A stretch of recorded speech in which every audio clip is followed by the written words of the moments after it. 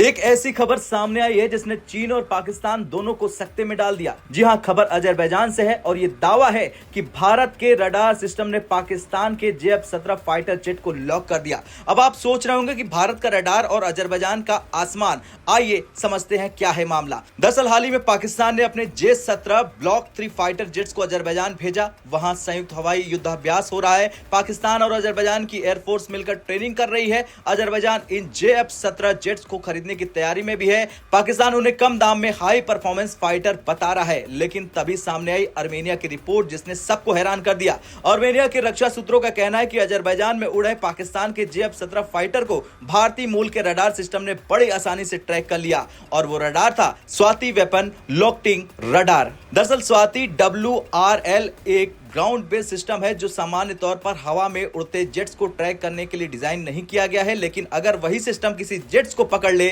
तो इसका मतलब है दो में से एक बात जरूर सच है। या तो भारत ने स्वाति में अपना नया सॉफ्टवेयर अपग्रेड कर दिया है जिससे अब ये वायु लक्ष्यों को पकड़ सकता है, या फिर चीन और पाकिस्तान का JF-17 जेट इतना कमजोर है कि उसका रडार क्रॉस सेक्शन यानी RCS इतना बड़ा है कि छिप नहीं पाता। और यही वजह है कि इलेक्ट्रॉनिक जैमिंग मोड में होने के बावजूद स्वाति ने JF-17 को लॉक कर दिया। हालांकि भारत तक इसकी पुष्टि नहीं करता, लेकिन अगर दावा सच हो जाता है तो इसका मतलब है भारत का रडार सिस्टम इतनी बारीकी से काम कर रहा कि वो हवा में तेज गति से उड़ते फाइटर जेट को पहचान लेता है। यानी स्वाति अब सिर्फ तोप, रॉकेट या मोटार तक सीमित नहीं रहा, बल्कि ये एक मल्टी डायमेंशन डिटेक्शन सिस्टम बन गया है। दूसरी तरफ पाकिस्तान के दावे धराशायी होते नजर आ रहे हैं, क्योंकि वो कहते हैं कि JF-17 ब्लॉक 3 में स्टेल्थ लाइक फीचर है और उसका AESA रडार दुनिया के टॉप सिस्टम्स को चुनौती दे सकता है। लेकिन सवाल उठ रहा है कि अगर भारत का एक ग्राउंड रडार उसे आसानी से ट्रैक कर सकता है तो वो कितना स्टेल्थी हुआ। चलिए जानते हैं JF-17 की पोल कैसे खुली। दरअसल JF-17 पाकिस्तान और चीन का संयुक्त प्रोजेक्ट है। इसमें चीन का डिजाइन और रूस का इंजन है और असेंबली पाकिस्तान में होती है। इससे पाकिस्तान किफायती आधुनिक जेट बनाता है, लेकिन अब तक जो रिपोर्ट सामने आई है वो बताता है कि JF-17 को एयरफ्रेम क्रैकिंग में दिक्कतें आ रही हैं, इंजन लाइफ बहुत कम है और इलेक्ट्रॉनिक सिस्टम बार बार फेल हो रहा है। अब अगर भारत का रडार उसे इतनी आसानी से पकड़ ले तो यह साफ है कि उसकी RCS मैनेजमेंट और electronic counter measure system fail हो गया है। यानी पाकिस्तान का JF-17 सिर्फ टीन का डब्बा रह गया है और चीन का नाम जोड़ने से वो सुपर जेट नहीं बन जाता।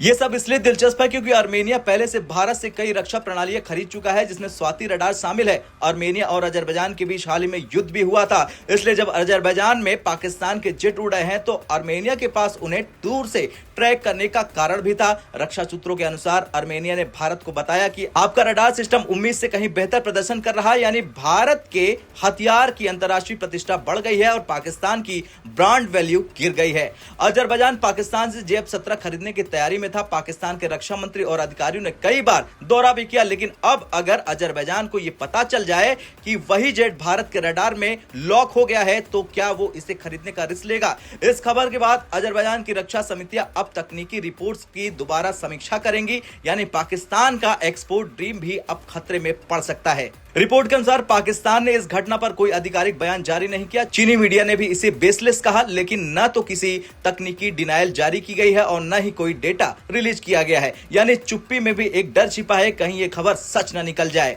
खैर, पाकिस्तान ने अपने JF-17 को दुनिया में दिखाने की कोशिश की, लेकिन भारत के सिस्टम ने उसका असली चेहरा दिखा दिया। अब चाहे वो चीन की मदद से बना हो या फिर पाकिस्तान की शेखी, अगर एक वेपन लोकेटिंग रडार उसे पकड़ सकता है तो समझ लीजिए असली युद्ध में उसका हाल क्या होगा। कुल मिलाकर भारत ने साबित कर दिया कि भारत का हर सिस्टम सिर्फ बॉर्डर की निगरानी नहीं करता, बल्कि दुश्मन की भी झूठी कहानियों को बेनकाब कर देता है।